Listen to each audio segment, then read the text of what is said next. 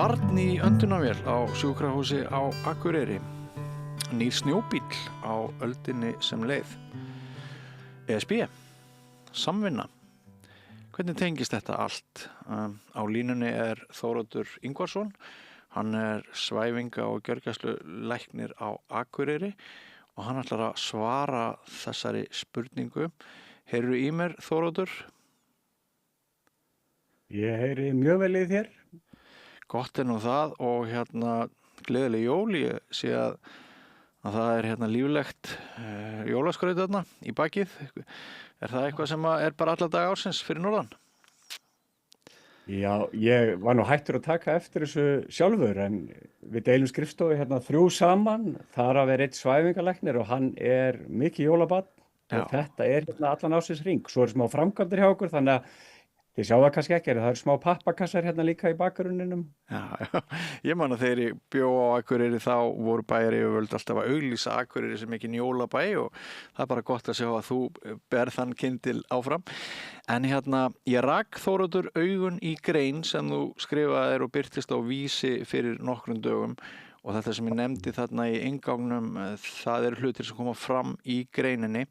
Þú segir mannfólkið hefur líklega lengi haft þörf fyrir að hjálpast að og ef þú væri til í að bara svona lýsa fyrir mér þessari grein, hvernig afiðinn, héraðslæknirinn á Breiðumýri kemur inn í hana, þetta barn þarna í lífshættu á sjúkrahúsinu.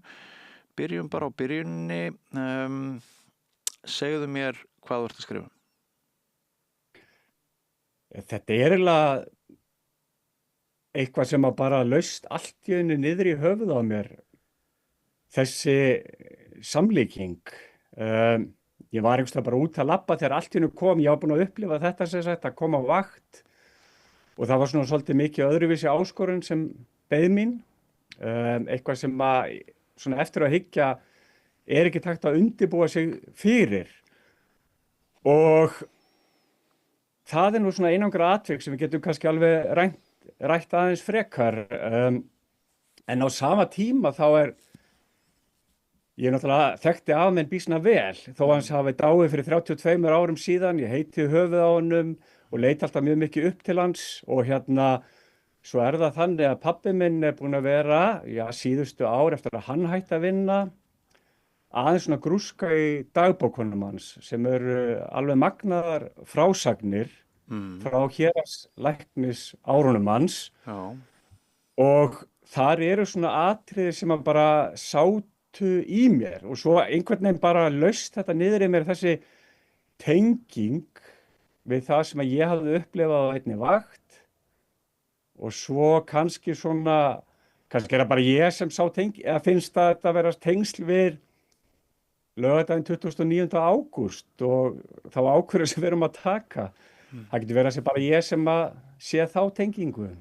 Það kemur einhvern veginn allt heim og saman hjá þér, þú ferð að spá í þarna mikilvægi samvinnunar, þú ræðir sjúkrabílinn sem að kemur þarna í Þingeyjarsýsluna, hvaða breyting verður þá?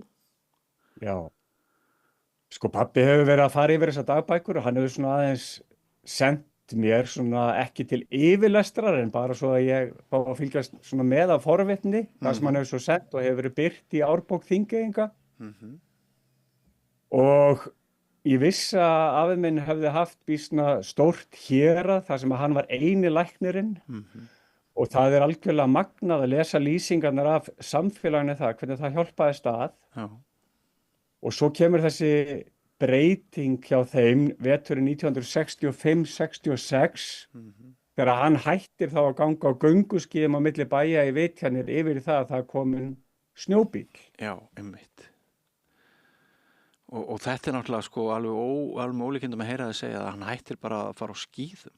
Það er mann finnst eitthvað svo, mann finnst þá ævaformt en þetta er alveg fram til hvað 1965-6 eða eitthvað sluðis? Já, hann tekur við Breiðumýris héraðslæknisembættinu 1951 og fram til ársins 1965 þá farið í Vitjanir bara á gönguskíðum. Já.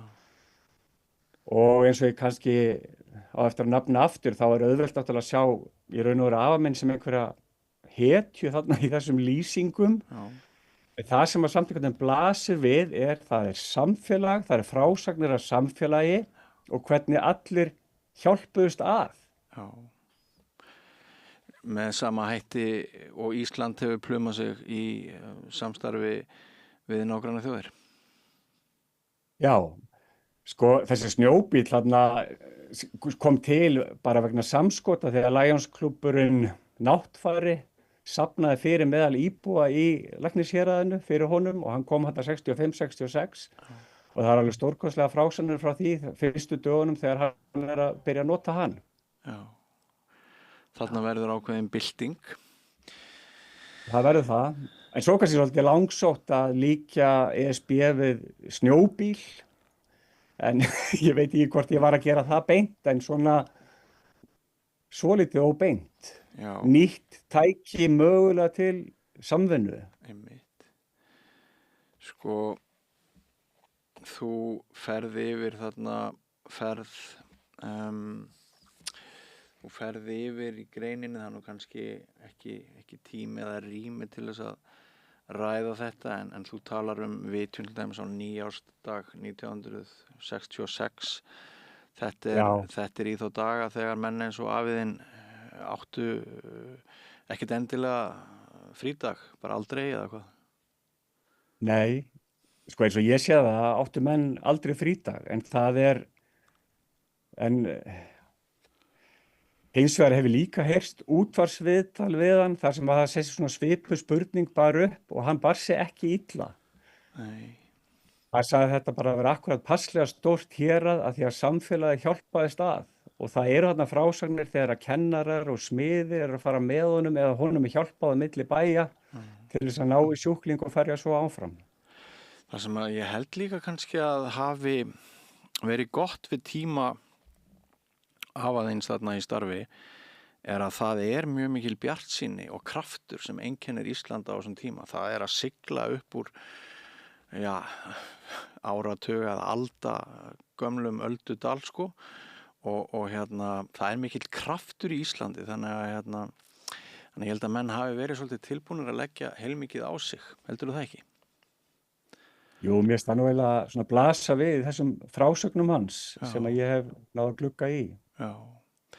Og ég held að skipti rosalegu máli hvernig til dæmis Íslendingar núna fyrir þessa kosningu á laugardaginn, hvernig við hugsum tímana sem við lifum. Eru við að fara upp eða eru við að fara niður? Eru við hrædd eða eru við full af þrótti? Það er margt sem kemur saman í þessu. Það er alveg rétt og ég er náttúrulega mjög upptekinn af þessu og í greininni af þessu samstarfsmöguleika sem að mér finnst okkur bjóðast. Já. Ég er ekki jafn upptekinn af kostum, kannski evru, mögulega lækkandi vaxta eða hvert verðið er á pítsum einhvers staðar í Evrópu. Einmitt. Og ég gerði þarna tengingu við þessa upplifun mína á vakt með þetta barn í öndunarvél sem þú nefndir aðeins í byrjun. Já, sem var bara eitthvað í fyrra vetur eitthvað sluðis.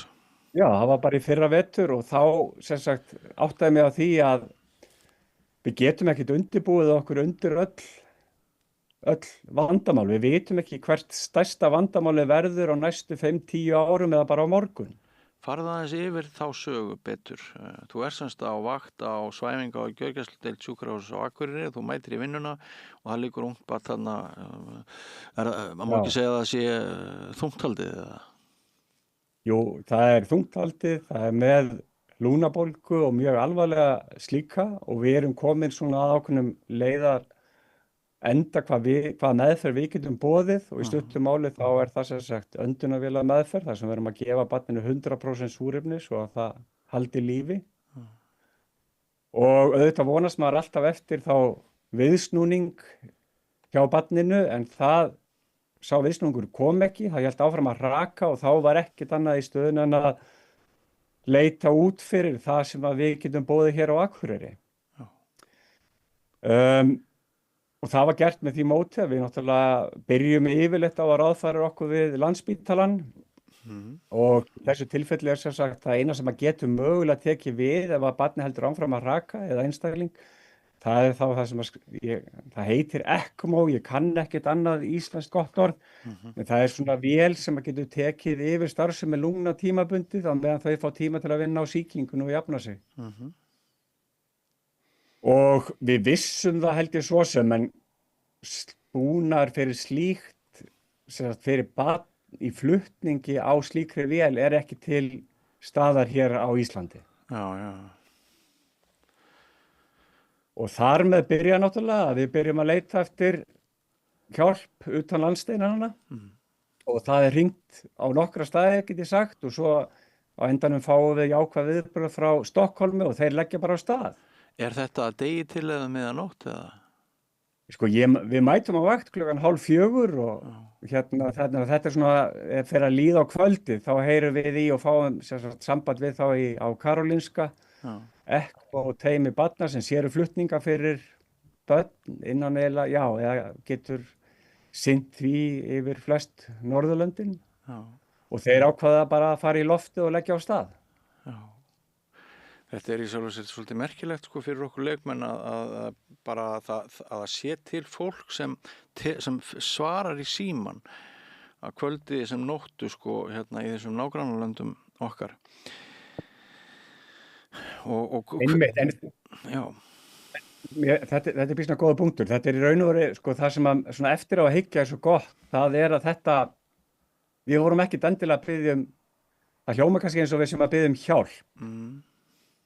En ég líti á þetta aðeins öðruvísi. Við erum í samstarfi. Við erum í samstarfi við Norðurlöndin, við erum í samstarfi við önnur sjúkrahús og heilbrigðiskerfið eins og það er að mörgu leyti, get ég sagt, í Evrópu er samstarfsverkefni sem að gengur afskaplega vel. Bæði á sviði námskeiða og svo líka meðferðar fólks og allt í einu þarna bara á nokkrum klukkutímum þá er ég lítill Tippinn Rauðhaus, svæfingalæknir á vakt á Akureyri, búinn að virkja eitthvað sem ég vissi í raun og veru ekki væri til en er til út af því að við erum í virku samstarfi. Það hefði ekki þýtt að byrja að starta einhverju svona viðbragði þegar að ég komin í þessa stöðu. Það er svo mikilvægt að við séum búin að starta samstarfi saman. Og þarna gat ég ræst út viðbragð eins og ég sá það yfir öll Norðurlöndin til þess að, eins og í þessu tilfelli, bjarga þessu barni. Já. Hvernig björguðu þið þessu barni? Ég bjargaði ekki neitt. Nei, en sem sagt fóruð það með... Við fengum tveir svæfingalæknar voru hérna eftir á vakt í fyrsta lagi og í hreinskilni sagt þá sá ég allt hitt en jólamaðurinn sem að ég deili skrifstofu með einbeitti sér að barninu. Hann hafði unnið allan daginn og hann hélt áfram. Og hann bjargaði þangað til að við fengum þetta teymi sem allt í einu lenti nóttina eftir ákveðna ævintýra för. Að þeir eru strand í Stavanger í Noregi. Hvaðan kom vélinn, segirðu? Vélinn fór upphaflega frá Stokkólmi. Teymi kemur frá Karolinska, 4 manna sænskt teymi, 2 konur, 2 kallar. Þeir fóru upp í sína flugvél en eru strand í Stavanger út af veðuraðstæðum. Við hringdum þá, þeir hringdu okkur og við lýstum þá hvernig staðan var, hún var ekki betri. En þá hringdu þeir í vini sína í Norður Finnlandi. Og þeim fannst það alveg, ég veit ekki hvernig svona gerist, þeim fannst það alveg sjálfsagt. Þeir fóru í loftið frá Finnlandi, voru að klára annan flutning, lentu svo í Finnlandi og héldu áfram og sem sagt sóttu þetta teymi sem var þá strandaglópar á Stavanger flugvelli. Og ég man ekki nákvæmlega hver ástæðan var en svona í fljótu bragði þá skilst mér að það var svo mikið frost í háloftunum að vélin sem að teymi lagði á stað fyrst komst ekki lengur. Þannig að búnaðurinn og teymið flutt þarna á milli véla og svo bara haldið áfram flogið til Íslands og lenta á Akureyri? Lentu á Akureyri miðja nótt klukkan 3 eða 4 eða eitthvað svoleiðis, Já, öllum létt og svo flutti þetta teymi barnið áfram suður til Reykjavíkur, millilendi þar, en svo veit ég að barnið fekk áfram meðhöndlun í Svíþjóð já, og braggaðist vel. já. Og þetta þurfti til þess að koma barninu að ykkar mati frá Akureyri til Reykjavíkur. Já, það var í raun og veru ekki hægt að flytja barnið og ekki örugt að flytja barnið á neitt annan hátt en með þessum viðbúnaði. Já. Sko þetta alveg dásamleg saga. Er þetta samstarf sem þú nefnir, þessi töfrar, þessi samvinna, þessi fórnvísi og þessi snild, þessi barnsbjörgun þessa nótt sem svona margar hendur í mörgum löndum koma að, er þetta tengt sem sagt okkar alþjóðlegu römmum, er þetta tengt bara svo ég spyr eins og barn, er þetta eitthvað inn í EES-samningnum eða er þetta bara eitthvað svona siðferðislegt samkomulag sjúkrastofnana á Norðurlöndum eða þekkirðu það? Nei, heiðarlega svarið er að ég þekki það ekki. Nei, einmitt. En mér finnst það líka svolítið fallegt Já.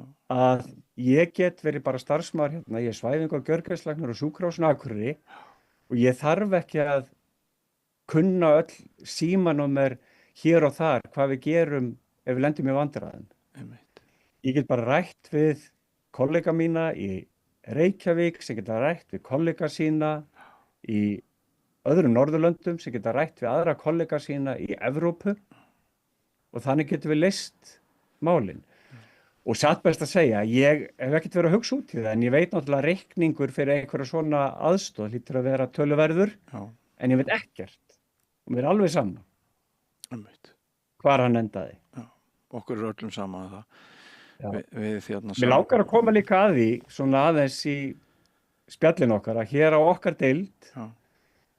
þetta er lítið sjúkrahús og svæfinga gjörgæsludeildin hér eru við nokkrir svæfingalæknar og við komum frá 5 löndum Evrópu. Já, einmitt.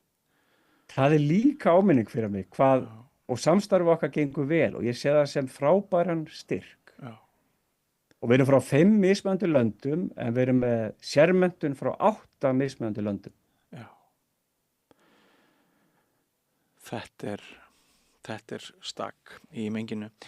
Þú segir þegar ég hugsa þessa nótt og les dagbækur afa minns finnst mér merkilegt hvað sumt hefur breyst mikið og annað lítið. Afi minn fór á snjóbíl yfir heiðar og flutti sjúkling þangað sem sjúkrabíl kom á móti frá Húsavík og fyrir komu snjóbílsins fór hann á skíðum á milli bæja með fylgd og aðstoð sveitunga sinna. 60 árum síðar stóð nafni hans á sjúkrahúsinu á Akureyri og beið eftir sérhæfðu teymi frá Stokkólmi sem komst til okkar með aðstoð frá Noregi og Finnlandi. Já. Og ég þykir svo væntum margt af þessu sem að mér finnst, mér langar svo að koma því að þessi líkindi og þetta sem að þetta er eiginlega hálf einstakt, þessi þjóðfélag eða samfélag sem við byggjum. Og það að ég veit alveg að þessa nótt, að því ég tengi þetta hérna við eitthvað ESB að við erum ekki í ESB og allt þessi saga endaði vel. Já.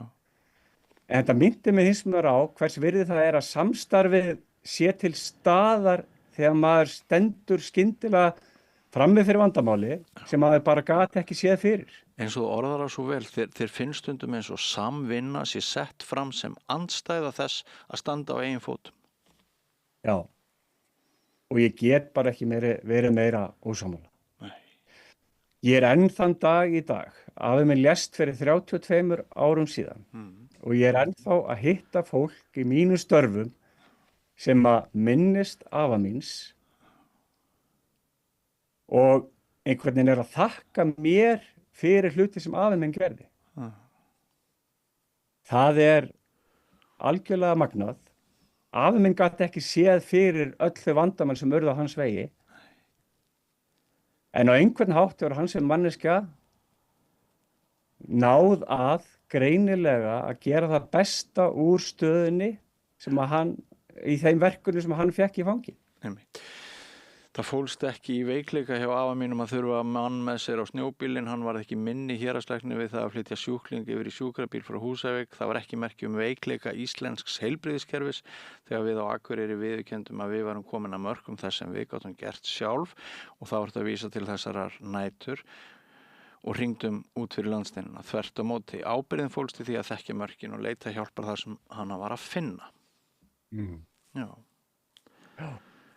Þetta samhengi, þessi grein vakti athygli mín, hún öðruvísi heldur en allar hinnar greinar sem ég hef lesið og þær eru ansi margar. Því ég held að annar hver Íslendingur sé búin að skrifa grein og annarkvæmt já eða nei. En mannfólkið hefur lengi haft þörf fyrir að hjálpast að, segir það sem breytist eru möguleikarnir til samvinnu og þú ert alveg viss það að möguleikar okkar til samvinnu og siðferðislegar spurningar þar við hlúum betur á þeim með því að segja já á laugardaginn. Já. Ég svo sem bara að biðja fólk að halda möguleikanum opnum á frekara samstarfi. Já. Að því við vitum ekki hver verður okkar stærsta áskorun í framtíðinni, aðminn vissi ekki, ég veit það ekki, ég veit ekki hvað býður mig því ég labba hérna einum dyrta, kem á vakt eða fyrir heimtíminn eða hvað býður okkar íslensku þjóðfélagi. Og mér finnst það bara einfaldlega skynsemi að kanna hvort að nánara samstarf við Evrópu geti fært okkur meira öryggi eða meira möguleika sterkari stöðu þegar á reynir. Já. Það hefur líka verið rætt að EES-samningurinn, hann sé svolítið brothættur. Svona hvað varðar þetta samstarf og þessa samvinnu. En ég bjó árin í flutti hingað, bjó ég í Noregi og ég fylgist mikið með og ég fæ skilaboð frá kollegum mínum og vinum í Noregi núna hvað Ísland sé að gera. Já. Og þau eru gríðarlega spennt fyrir laugardeginum og ég veit ekki hvað það en flest skilaboðin hjá mér, það eru Norðmenn að vonast til þess að við segjum já. Það nefnilega það. Ég veit að alla kannanir í Noregi og kosningar innan Alþingis í Noregi sýna meirihluta andstöðu en ég held að sé einhver kröftugur viðsnúningur þar líka. Og ég held að þetta sem við höfum aðeins kannski verið að ræða í okkar þjóðfélagi eins og ég sé það, að það einstakt tækifæri núna að segja já og setjast við borðið og fá þennan blessaða samning sem við erum bara að biðja eða ætlum kannski að biðja á borðið. Án þess að Noregur eða Bretland séu meðlimir í ESB.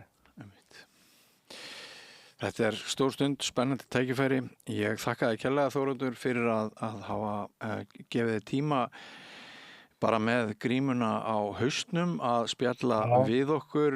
Nú þér til gamans get ég sagt þér að Þóroddur afiðinn, ég held að það hafi verið 1967, þá datt ég illa 2 ára gamall og mamma fór með mig til afaðins og hann saumaði hausinn á mér saman aftur sem var vist töluvert mikið rifinn. Þannig að það eru margir þingeyingar sem að eiga afaðinu margt að þakka og þar á meðal svo sem að tala við þig hér. Já. Mér finnst þetta náttúrulega hlýna mér hjartarætur að vera ennþá að hitta fólk sem með svona stöðu. Já, einmitt. Ég man því miður og ekki stórt örsi nei, það er ekki stórt ör. Ég man því miður ekkert eftir þessu en mamma man eftir þessu og hún man bæði eftir þessu með hlýju hjarta en líka fannst henni áhugavert hvað afiðinn var ákveðin að hann hafði sagt eitthvað á þá leið að fyrr mætti nú vera helvíts hávaðinn í barninu. Já. Þolinmæði gagnvart börnum var ekki hans sterkasta. Nei og allt samfélagi var náttúrulega töluvert svona vogskornara í framkomu við börn og algjörlega á þessum tíma ég man eftir því. En hafðu kæra þökk fyrir spjallið og gangið þér vel í þínum störfum. Já, kæra þakki sömuleiðis Björn. Ég heiti Þórhildur Þorleifsdóttir. Á Samstöðinni fjörug, opin, skemmtileg og gagnrýnin umræða allt milli himins og jarðar. Samstöðin á erindi inn á öll heimili. Alþýðufélagið eigandi samstöðvarinnar. Markmið félagsins að auðga og bæta umræðu í samfélaginu. Allir geta gengið í Alþýðufélagið með því að skrá sig fyrir áskrift að samstöðinni. Samstöðin.is